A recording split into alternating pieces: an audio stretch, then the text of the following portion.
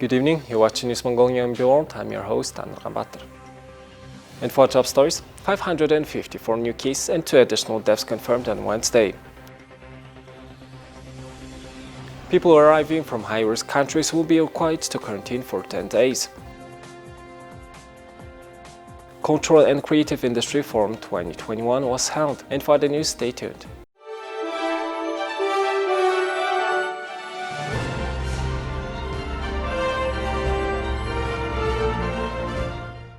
The Ministry of Health updated us on the current COVID-19 status in Mongolia. Health officials encourage adults in the country to get their booster shots to protect themselves from the virus. In the past 24 hours, 554 new cases were confirmed. Unfortunately, 2 patients, 1 woman and 1 man, all with underlying health conditions, died of COVID-19 complications. All new cases except 1 were confirmed domestically, out of which 359 were confirmed in Ulaanbaatar and the remaining 194 were confirmed in the provinces. And the remaining 1 case were imported.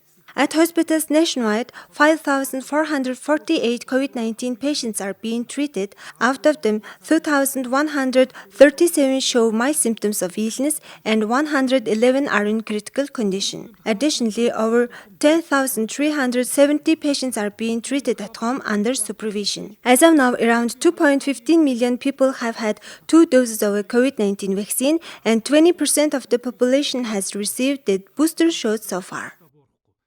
The World Health Organization reported that the new COVID-19 variant called Omicron was first identified by researchers in South Africa, and new cases have been confirmed there and in 6 neighboring countries, as well as in the countries in Europe, Asia, and the Middle East. The Ministry of Foreign Affairs has provided some updates regarding border restrictions and preventive measures.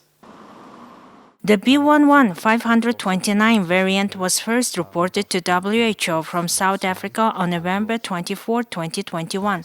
The epidemiological situation in South Africa has been characterized by 3 distinct peaks in reported cases, the latest of which was predominantly the Delta variant.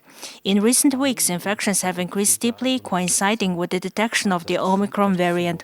The first known confirmed Omicron infection was from specimen collected on November 9, 2021. The National Emergency Commission of Mongolia decided not to allow entry to visitors from African countries like South Africa, Botswana, Angola, Eswatini, Lesotho, Namibia, Zambia, Malawi, Mozambique, and Zimbabwe. Mongolian citizens who have traveled to these countries or who have transited through these countries and foreigners who reside in Mongolia must quarantine themselves for 10 days. We also advise against non-essential travel abroad or to countries with registered cases of the new Omicron variant. Although there are new cases registered in countries like the Czech Republic, the UK, the Australia where Mongolians often travel, there will be no restrictions imposed on people coming from these countries. This variant has a large number of mutations, some of which are concerning to epidemiologists. Preliminary evidence suggests an increased risk of reinfection with this variant. Now let's take a look at Mongolia's current affairs. The 8th Expert Forum on Criminal Justice for Central Asia was held in Tashkent, Uzbekistan on November 24th and 25th, organized by the OSCE Office for Democratic Institutions and Human Rights. A Mongolian delegation led by Sukhbolt, Director of the Department of International Law and Treaty of the Ministry of Foreign Affairs, attended the forum. On November 26th, Sukhbolt met with Professor Kamil Rashidov, head of the Contractual and Legal Department of the Ministry of Foreign Affairs of Uzbekistan. The 2 sides exchanged views on an agreement to increase and support the import and export of agricultural and light industry products, as well as plans for activities organized by the foreign affairs ministries of the 2 countries in the near future. In recognition of his contributions to the development of a comprehensive strategic partnership between Mongolia and the Russian Federation, Ambassador Extraordinary and Plenipotentiary of Mongolia to Russia, Dava, was awarded the Order of Friendship by the decree of Russian President Vladimir Putin on November 24th. On November 25th, Russian Foreign Minister Sergei Lavrov presented Ambassador Dava with the Order of Friendship and extended congratulations for his accomplishments in the field of diplomacy. For our next story, Cultural and Creative Industry Forum 2021 was held at the Government Palace on Tuesday under the auspices of the President of Mongolia.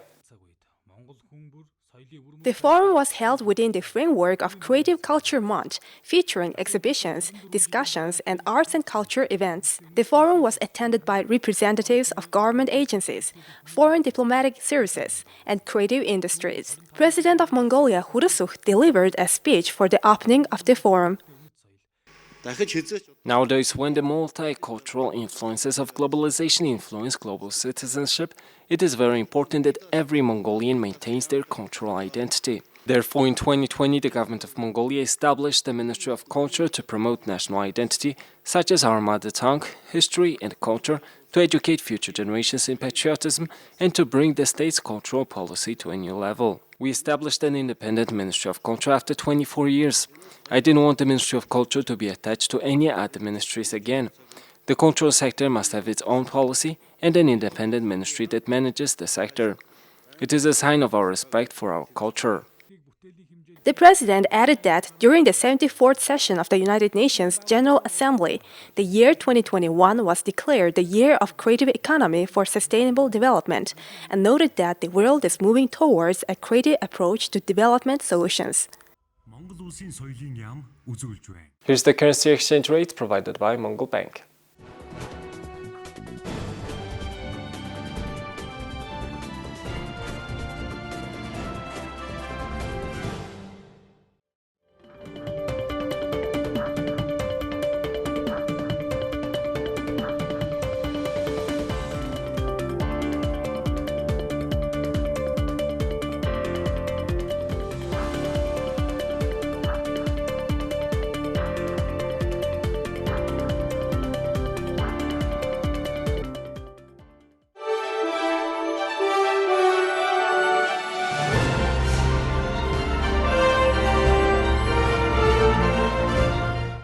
Now let's take a look at our regular feature on sports. The 7th Asian Children's Game will be held from July 27th to August 8th, 2022 in Vladivostok, Russia. The training of team leaders of the participating countries was held in Vladivostok and provided information on the preparation and organization of the festival. The Asian Children's Games will be held at 10 sports facilities in Vladivostok and Artyom. It has all the necessary infrastructure to host the festival. Children aged 13 through 16 will take part in the Asian Children's Games, and the organizers have stated that they will provide accommodation, food, and public transportation. Therefore, athletes and officials will only have to cover travel expenses. A team of 44 athletes from Mongolia participated in the first games and won 6 gold, 7 silver, and 17 bronze medals. The national team won 29 medals in 2000 and 30 medals in 2008, showing great success. It is unknown at this time how many athletes will participate in the games. Registration of participants will begin in January 2022, according to the Mongolian National Olympic Committee. The World High School Team Chess Tournament was held online throughout the year, with 2,600 children in 295 teams representing 54 countries participating. The group stage and finals took place in Dubai, United Arab Emirates. 108 junior chess players from 12 teams from 10 countries tested their intelligence in the Spanish part of the World Expo 2020. India's Velamal Nexus won the International High School Chess Tournament, Perusako Oliveras came in second, Mongolia School number 33 came in third, and Mongolia School number 1 came in fourth. The closing ceremony took place on Monday evening at the Spain Pavilion, in the presence of Reem bint Ibrahim al-Hashimi, Minister of State for International Cooperation and Director General for Expo 2020 Dubai, and Jose Manuel Franco, Spanish Secretary of State for Sports. During the awards ceremony, representatives of the Emirati and Israeli teams played a friendly game. The finals of the World School Chess Tournament were held with the participation of 118 young people representing 10 different countries and 12 teams. Yokozuna Terunofuji said Monday he has no plan to let up after winning his 6th top division championship at the Kyushu Grand Sumo tournament with a perfect 15-0 record. Celebrating his 30th birthday a day after lifting the Emperor's Cup at the Fukuoka Kokusai Center, the Mongolian-born Grand Champion said he wants to match his 2021 haul of 4 Grand Tournament titles next year. Promoted to Sumo's highest rank after the July tournament, he became the sports soul Yokozuna following the retirement of all-time great Hakuho in late September. Terunofuji also became a naturalized Japanese citizen this year, paving the way for him to graduate to being a sumo stable master after retirement from active competition. With his victory in Fukuoka, he became the fifth wrestler to win consecutive titles as a new Yokozuna and the first since Taiho in 1962.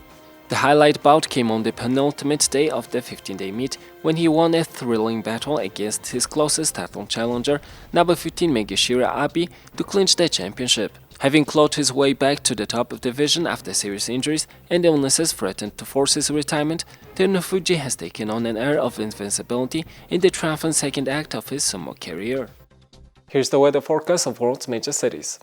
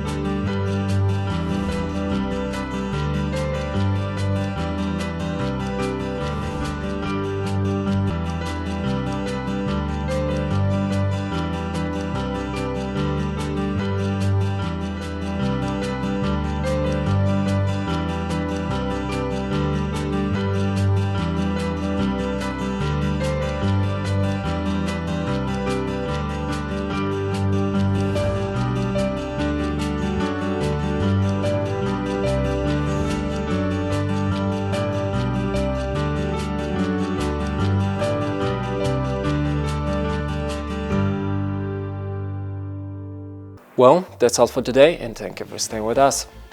We'll see you tomorrow with more news and updates. Have a nice evening. Goodbye.